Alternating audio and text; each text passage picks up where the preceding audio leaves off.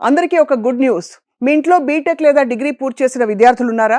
వాళ్ళ career and అలాగే వాళ్ళ ఫ్యూచర్ సెక్యూర్‌గా, స్టేబుల్‌గా ఎలా నిర్మించుకోవాలని చెప్పి మీరు సతమతం అవుతున్నారా?